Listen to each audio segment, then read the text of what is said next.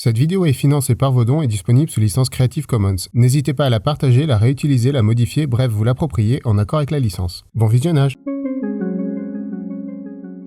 Bien le bonsoir. Commençons comme toujours par les planètes. Jupiter et Saturne sont toujours bien visibles en première partie de nuit. Aujourd'hui, en plus de la nouvelle lune, nous avons aussi l'opposition d'Uranus. C'est donc le meilleur moment pour l'observer. Tout juste visible à l'œil nu, jumelles, lunettes ou télescopes feront parfaitement l'affaire pour l'observer.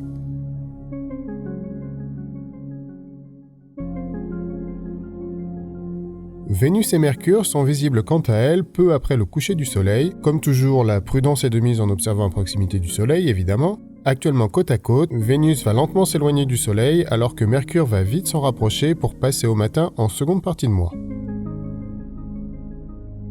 Finalement, au petit matin, ce sera au tour de Mars de se lever peu avant le jour. Pour les constellations, retournons vite fait vers Pégase que nous avons vu le mois dernier. Sous le dos du cheval ailé, nous allons trouver un pentagone d'étoiles, un des deux poissons. En remontant le lien attaché à la queue de ce poisson, nous allons trouver le second poisson et la constellation au complet. Ces deux poissons représentent Aphrodite et Eros déguisés pour fuir le monstre Typhon. Ils s'étaient accrochés la queue l'un de l'autre avec une corde pour ne pas être séparés dans les flots. À peu près à mi-chemin entre le poisson triangulaire et l'angle du lien, vous allez trouver M74, la galaxie du fantôme. Une petite lunette ou un télescope vous permettront d'admirer cette magnifique galaxie spirale que nous voyons par le dessus. L'objet étant relativement grand, un petit grossissement sera préférable pour l'observer. Juste à côté de M74, nous allons trouver une petite constellation de 4 étoiles, le Bélier. En zoomant sur Mésartime, le bout de la corne du Bélier, avec une bonne paire de jumelles, une lunette ou un télescope, vous devriez aisément distinguer les deux points blancs bien brillants formant cette étoile double. Situé à quelques 200 années-lumière de nous, ce couple se tourne autour en environ 5000 ans. En redescendant légèrement sous Mésartime, vous allez pouvoir trouver NGC 772. Encore une magnifique galaxie spirale. Bien que 2 fois plus grande que la Voie lactée, depuis ses 34 mégaparsecs, cette galaxie n'est pas très brillante. Elle sera donc plutôt réservée aux bons télescopes et fera une cible de choix pour les astrophotographes. Pour finir avec les constellations, en remontant, vous allez trouver juste au-dessus du Bélier un triangle rectangle. Il s'agit de la constellation du Triangle. Bon, au moins pour celle-là, c'est facile.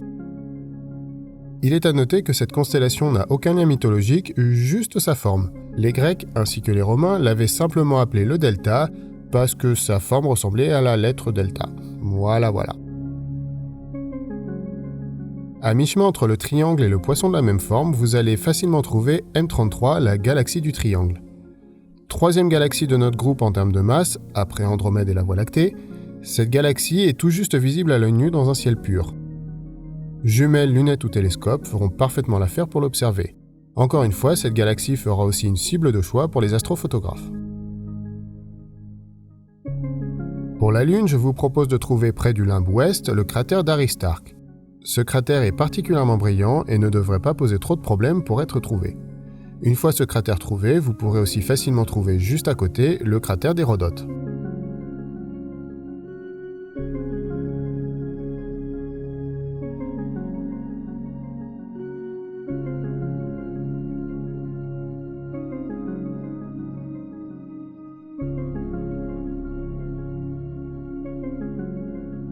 Niveau événements, ce mois-ci, nous avons tout d'abord les essaims météoritiques des Taurides Sud et des Taurides Nord, dont les pics sont respectivement les 5 et 12 novembre. Ces deux essaims sont issus de la comète Encke. De faibles taux horaires, ces essaims sont généralement porteurs de bolides, ça peut donc valoir le coup de braver le froid. Le 17, ce sera au tour des Léonides d'atteindre leur pic. Cette fois-ci, l'essaim est variable, donc sortir dehors peut vous réserver de bonnes surprises et vous permettre de voir quelques poussières de la comète Tempel-Tuttle. Pour finir, tournons-nous vers le Lion pour trouver la comète C2019 Q4, que vous connaissez sûrement plus sous le nom de I. Borisov, la comète interstellaire. J'arrive un petit peu après le déluge et je n'ai rien à ajouter sur ce visiteur du système solaire qui n'a déjà été dit dans d'autres vidéos. Je vous conseille d'ailleurs au passage la vidéo des frères Lisoire à ce sujet. Mais si vous aimez les challenges et avez un télescope bien puissant, vous pourrez observer cette comète venue d'un autre monde. Mais soyons clairs, avec une magnitude de 16, cette comète est vraiment réservée aux meilleurs instruments ou à la photo. Comme toujours, j'adresse un immense merci aux tipeurs et aux utipeurs qui soutiennent la chaîne. Si vous aussi vous voulez aider, n'hésitez pas à les rejoindre.